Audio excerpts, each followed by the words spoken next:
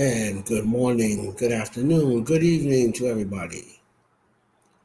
I'm Heaven Clark. This is Take It or Leave It. And let's get to it.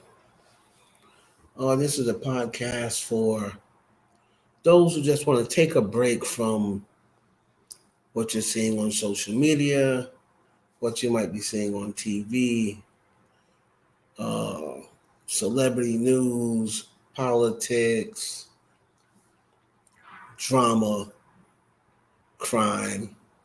And we just want to, converse and enlighten your mind to a couple of things that may help you along your journey through life.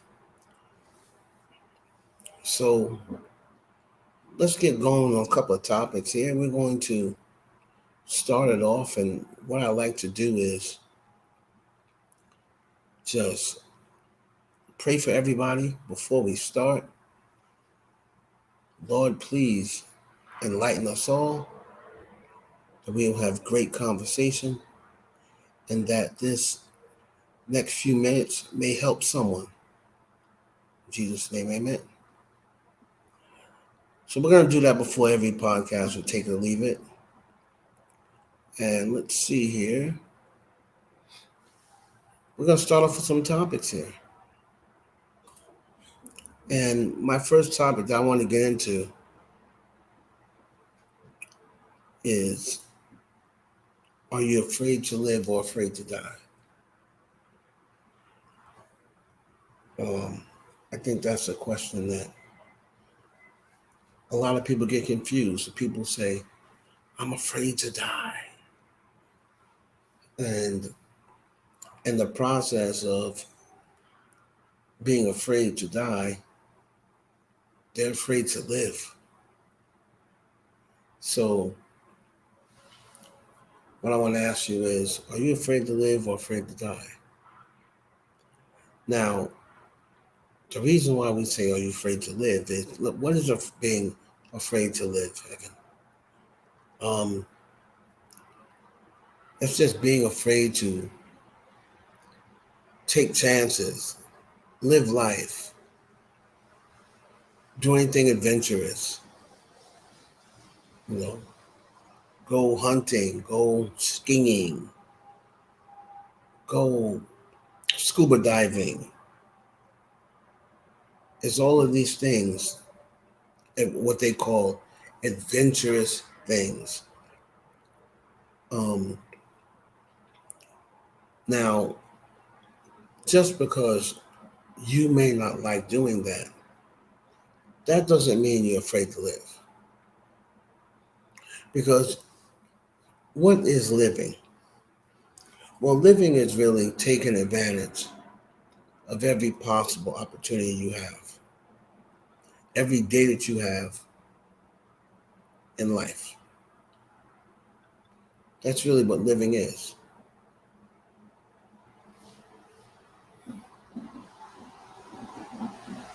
Let's see. Hopefully this background isn't messing everybody up. Let's see here. Yeah, I'm getting a bad glare with the camera. I'll try to get that fixed. And a lot of people may tell you, oh, you don't want to do anything. And a lot of times people end up going against what they really, really feel and what they really like. Have you ever had a time where you didn't want to do something? You were just so set on not doing something. And then a friend, a family member, a coworker convinced you, oh, come on. You never want to do anything. You never want to take chances. Be adventurous. And then you say, all right, and then you do it and then something bad happens. Isn't that the ironic thing? When you have, uh, you're set in certain ways, and then you let someone make you feel as though you're afraid to live, and then you go and do it, and you're like, you go somewhere where you go hiking when you're not really a hiking person, and then you like step in poison ivy, or get bit by a spider, or something that would not have happened if you did not go and let someone trick you or bully you or shame you into doing it. Don't let anyone tell you you're afraid to live because you don't want to go bungee jumping, or you don't like jumping out of airplanes, or you don't like scuba diving, or you don't like going jet skiing. Or maybe you're afraid of maybe you're afraid, hydrophobic, maybe you're afraid of water, and they're like, oh, come on, girl, let's go on this cruise, and you're like, nah, I'll stay home. you know don't ever feel as though, how many times have you done that and people say, oh, made you feel bad? Think about anything that you might be afraid of, and how people may have said, oh, you don't ever want to do anything. Oh, you got to have fun. You only live once. Think about that, how many times someone said that to you. So I don't want you to feel as though you have to be bullied or shamed into doing something you don't want to do, because they're making you feel as though you're afraid to live. Wherein I think of that as, I call that smart living. And the reason why I call that smart living is that life is already filled with challenges to stay alive. Okay? And every day that you wake up and leave your home, or leave your home, you're pretty much taking a chance with your life. Every day that you leave the house, you're taking a chance with your life. Do you ever think about that?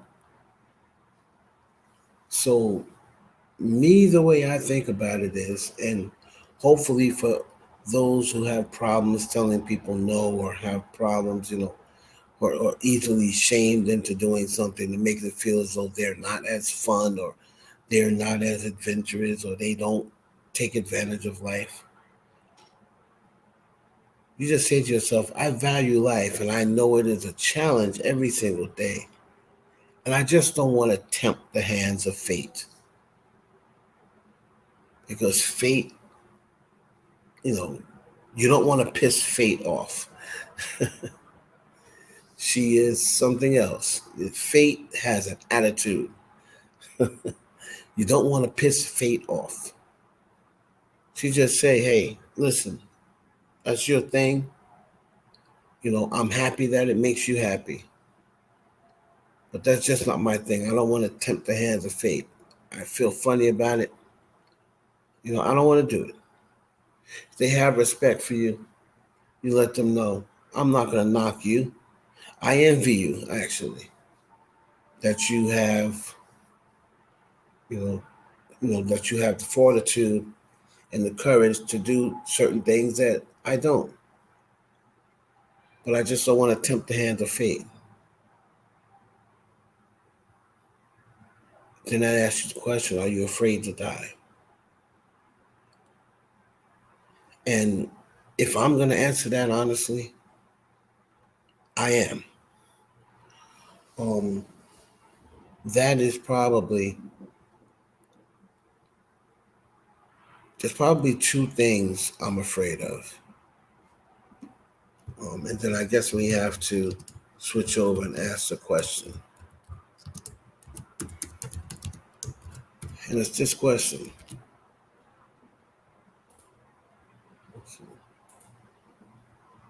What are you afraid of? Think about what you're afraid of. And I think I'm only really afraid of two things. I'm afraid of getting old, and I'm afraid of dying. And if you are afraid of dying, it's okay. It's okay. Now, we don't want you to sit and, you know, count each day. Oh my God, you know, am I gonna? This is gonna be my day. Is this gonna be the day? My luck runs out. We don't want you to live your life. That's being afraid to live.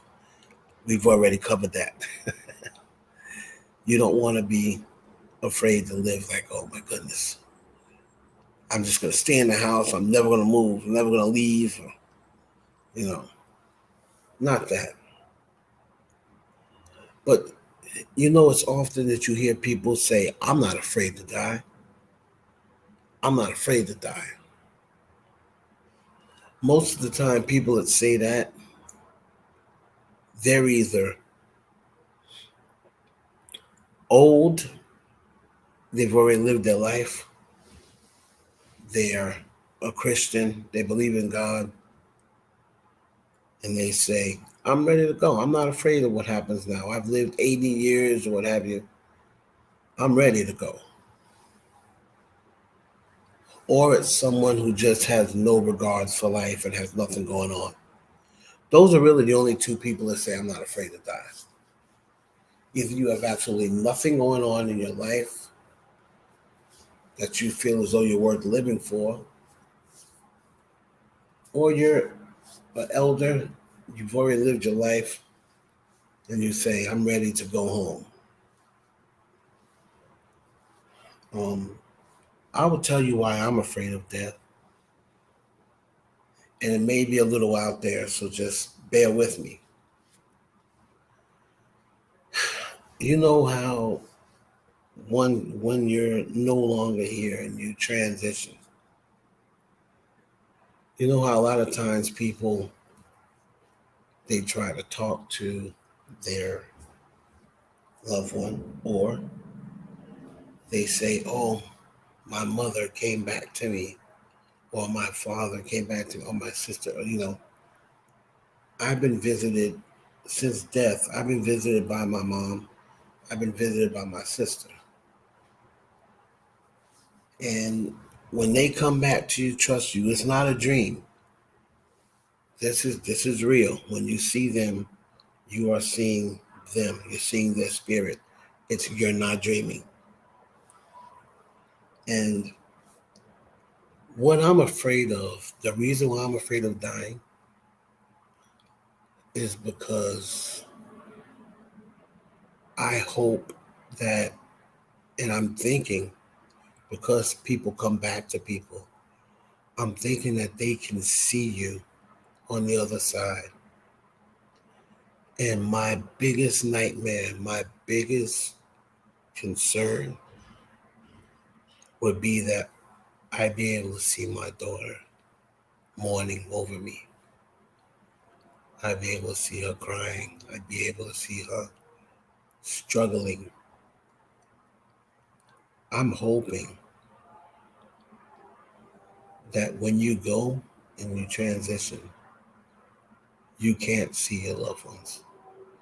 It's just you'll see them again when they get up there with you. That's my worst fear. I don't want to see my child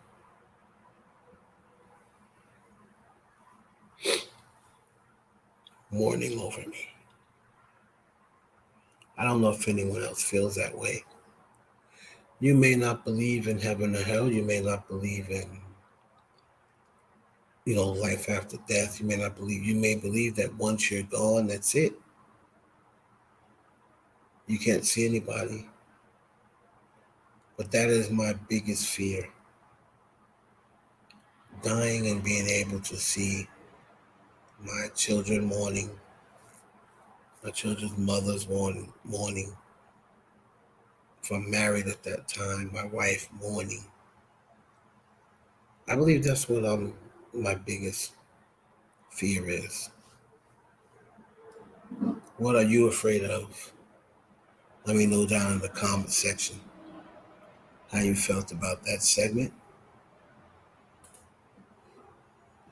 Do we even have real friends? Think about right now, people, can you think about people who you consider your friend? Um,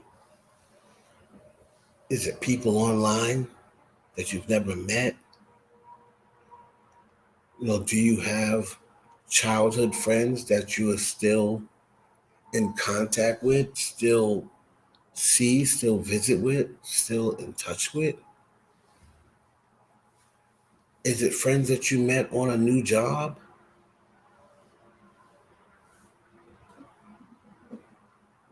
Um, Tell me, is it friends from around the neighborhood that you just moved into? The people that call themselves your friends, what would they do for you? How do we know that they're real friends? I have to change this. I spelled friends wrong. How do we even know that they're real friends? Do we even have real friends? Heaven, how can we determine whether they're real friends or not? That's a good question. I still have probably most of my friends from childhood now. Some moved away. Some I have to speak to on social media. But is there someone, as busy as we all are, is there someone right now that would drop whatever they're doing and come help you if you needed help? I'm not talking, ladies, I'm not talking about some dude who wants to smash and he would come just to, and fellas, I'm not talking about a female who, or a person who wants to use you for your money. And then if you say you need them, of course they're going to come because they know they get a bag off you or they get money off you or something like that. I'm not talking about those type of friends.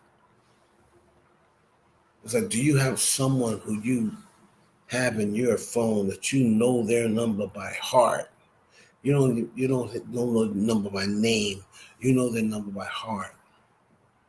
How many people right now that's in your phone that you know their number by heart? That if you lost your contacts, if all your contacts got deleted, you would know their telephone number. You'd have a way to contact. And if you were in danger, if you was in trouble, if you was in dire need, they would drop what they're doing and come help you. See, because that's the friends I remember having growing up. And just think about the times we're living in, people. Remember years ago, wasn't friends so much more valuable and so much more present? Nowadays, do we even know who our next door neighbor is? I always like to tell a story when I was growing up that I knew everybody on the block. I lived on a block with 12 houses on each side. And I knew everybody on the other side, all 12 families, and then on my side, the other 12 families. And I'm like, now I don't even know who lives next door. I don't know if in my condos, I don't know who lives upstairs. I don't know who lives next to me. I don't know who lives under me. How many times was you able, growing up, to call up your buddy, call up your girlfriend, call up your homeboy and say, hey, let's go bike riding. Hey, let's go to a concert. I want to go to this dance. I want to go hang out here. And they be right there with you. If anything goes down, they got your back. You know, nowadays, you go out by yourself, you go drinking alone, you know, and it's not always because you want to, it's that you don't have any real friends that you can trust. That you know that you go out and you get a little tipsy, that they will be there to drive you home with no issue. They'll be there to protect you so no one messes with you. Think about that. Do you have real friends? Do we even have real friends anymore? A lot of people, most of their friends now are on social media. Let me know down in the comments what happened if you don't have real friends. Tell me what happened. What happened to real friends?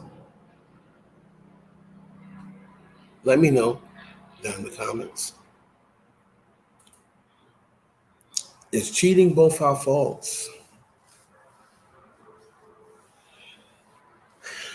Um, I did read a statistic that by the time you're 40 years of age, 80% of the people will have gotten cheated on. 80% of the people in the United States, by the time they're 40, they would have been gotten cheated on at least once or cheated on someone. Now, let's talk. I'm going to talk to the ones who cheated and was forgiving. When you cheated, was it your fault or did you blame your partner? Did you say it was both of our faults, even though you were the one cheated and got caught? Or if you got cheated on and you found out, did you just blame your partner? Or did you say, this is both of our faults? I think it could be both in different situations. I'll use myself again. I got caught cheating. A lot of people heard this story. I got caught cheating with with the redhead girl with the roller skates, and I can't really say that I cheated because of anything that my significant other was doing, except that I just did not find her very attractive. However, I knew that before I linked up with her, and I can't say that she wasn't intimate or she didn't show me affection, because our sex life was very active. And she was very spontaneous. She would come in from work sometimes and say, come here, grab me, pull me in the bedroom. So I can't say me cheating on her was anyone's fault but my own. However, there was another time I got caught when I was cheating on someone, and I said, if you were giving me what I need and giving me what I want and treating me the way I feel I treat you, then I would have never cheated. And that was a fact. It was so much of a fact that the person at one point told me, you know what, I don't blame you if you go out and sleep with someone else. I really wouldn't blame you. Because they wasn't sleeping with me. We rarely had sex. She really showed me any affection. No oral sex, no regular sex. It was just we were in a relationship and we were cool, but I needed more than that. So I cheated. But it was at that point it was also her fault. Even though it was I was one who cheated. If you're not putting forth 100% into a relationship, or at least what the other person is putting forth, and then that other person goes out and cheats on you, it's both your faults. Even though they are the one cheating and they're the ones got caught, it's both your faults. If you think about a situation where you cheated or where your significant other cheated, did you blame yourself as well? If they cheated, did you think about whether it was your fault? I always say that if you're doing everything right, and they can't say, well, we don't never sleep together, and you're sleeping with this person all the time, showing them affection, being spontaneous, you know, I would say that that is all your fault that you cheated. However, if they're not doing what they're supposed to do, they're not giving you sex when you need it. One thing I can say about monogamous relationships, if I'm going to be monogamous, you're going to have to supply me with everything I need to keep me monogamous. It's more than just, oh, that's my girl, so I'm just going to stay loyal. No, you have to give me a reason. If I'm going to just only sleep with you, then you have to at least say, well, at least I'm going to be freaky. At least I'm going to be always have sex, 3 times a week or 4 times a week. Or I'm going to do what he likes. And then vice versa. You know, men say that to women, should be saying that to their woman. Because there are some women out there who are very sexual. So it can be both your faults. It really can. But if you're just cheating just for reasons that are unknown, and that other person doing everything they're supposed to do, reminds me of Shaquille O'Neal. He said, you know, his divorce was not Shawnee's fault. It was all his fault. He said she was perfect. She was beautiful.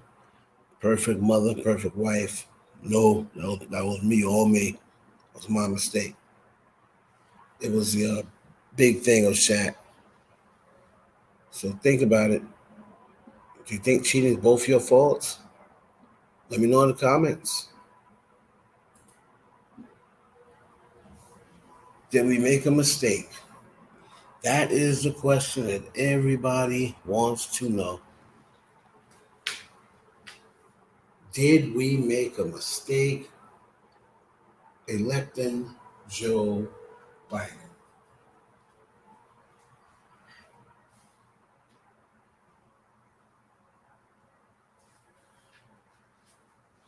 Now, I'm going to make this short and sweet because, like I said, I don't really like to talk politics. Um, if you want to look at it in its totality, I know a lot of Trump supporters and a lot of people who really weren't Trump supporters, but they were faking like they were. And they really didn't go vote for Trump, but they were faking like they were. So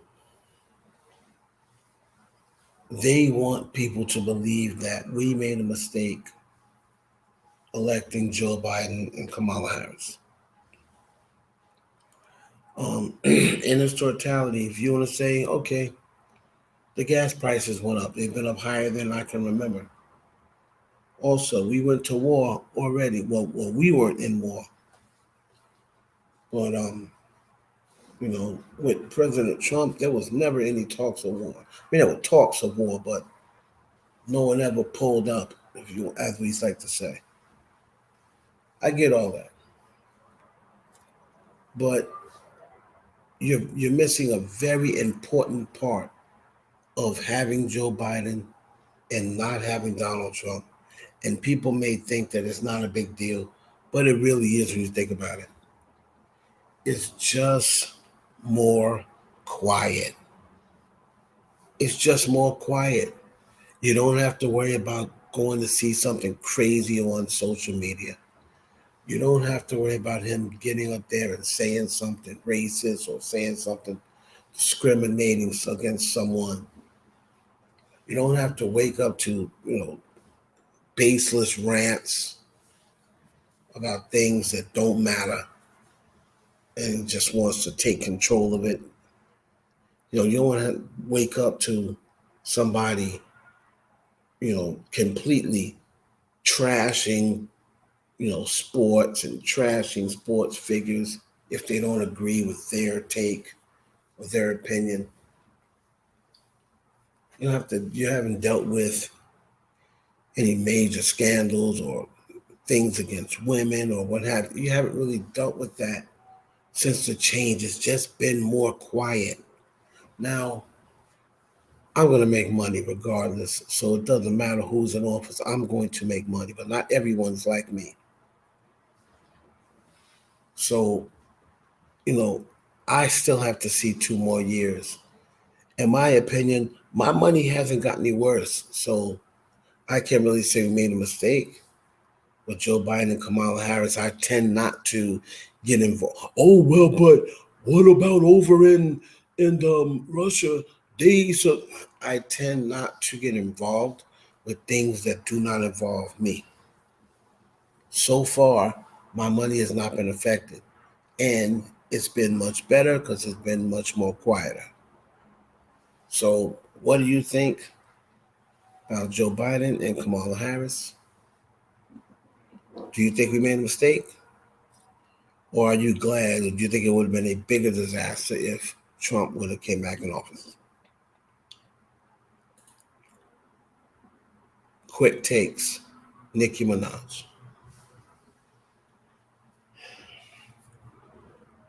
Let's put ourselves in Nicki Minaj's shoes. It's kind of like putting ourselves in Lil Kim's shoes back when Nicki Minaj dropped Pink Friday.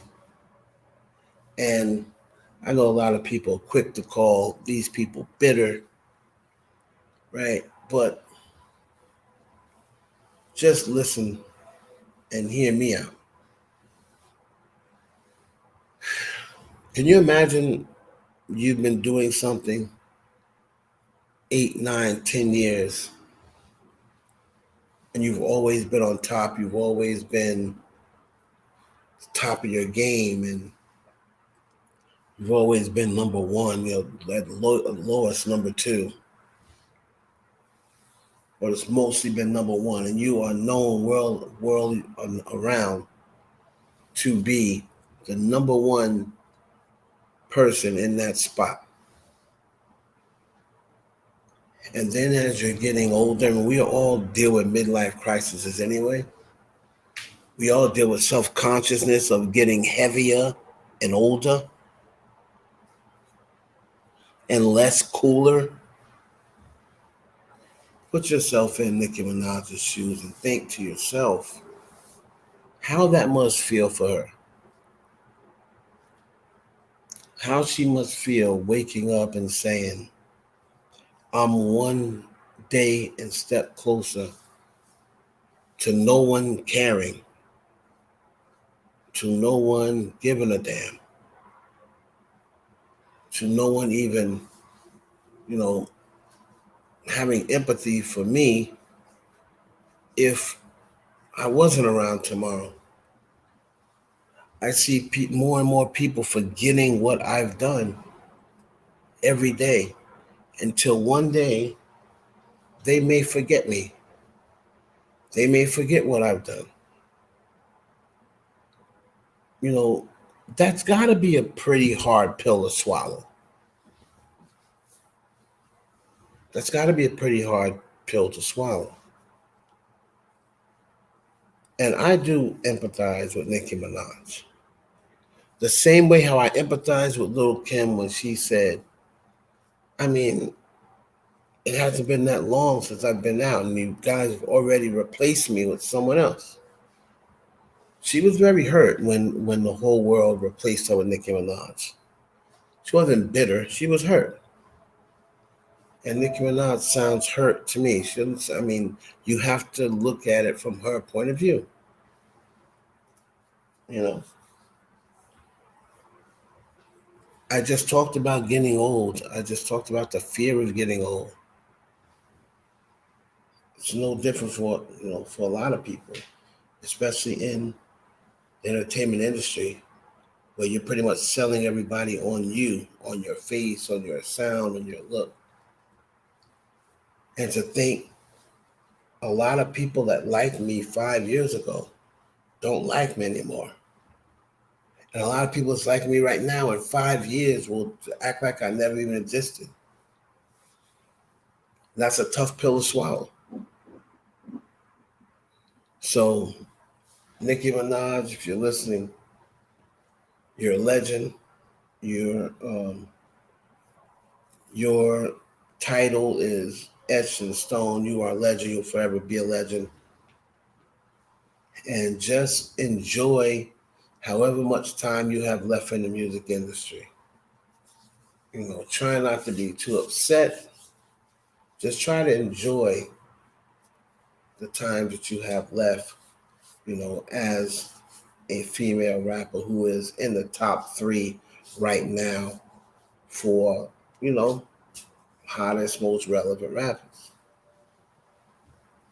So just try not to let it bother you too much.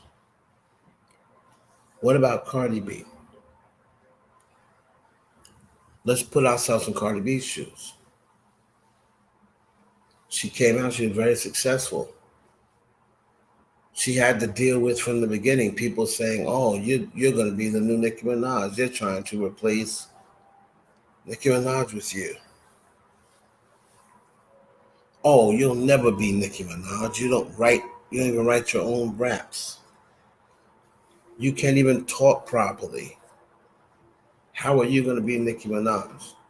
Something she never said, by the way. She never said she was going to be Nicki Minaj. But you got a young girl from the Bronx who pretty much grew up with nothing. She said in one of her songs, "First one out of my fam to see 6 figures." 6 figures is not a lot of money. So when you say that, 6 figures, it's like, man, that's not a lot of money. So she's the first one in her family to see 6 figures. Just think about the pressure she has and who she has to take care of. Because she's the first family member to see 6 figures. She has to take care of her family, her immediate family, and her family, like her mother, her sister, because she's the breadwinner. She's the one who made it big. So when you hear the hostility, when you hear the cursing and the SMD, that is a person who is very scared. And when I mean scared, I don't mean petrified, frightened. She, put a lot of pressure on herself that this second album is going to be, if not better, just as good as the first. Because you become that person that's taking care of multiple family members. And Cardi B has that pressure on her right now. And when you have people coming at you, coming at your children, think about how you feel if people were talking about your children. Think about how you feel if people were talking about the way your children looked or calling them slow or what have you. I know if someone said that to my daughter, we'd be moving furniture. So just be a little more kinder, guys, because as Nicki Minaj is going through a lot on the other spectrum, as far as trying to exit and, still be relevant. I think Cardi B, she just wants to make music and she just wants to get on the charts. She doesn't want to be involved in drama and who's the queen. And both of these ladies are under immense pressure. So you have to try to remember that and show these ladies a little more love and respect instead of hate and drama. This has been the first episode of Take It or Leave It. I hope you enjoyed it. If you did, let me know down in the comments. If you enjoyed this, if it's something that you would like to partake in again, like I said, we're going to make it as less about entertainment as possible and just more about life and life issues and life topics. We'll throw in celebrities every now and then, as you can see, if it's a topic for discussion. This is Heaven Clark. Take it or leave it. I thank you. God bless you all.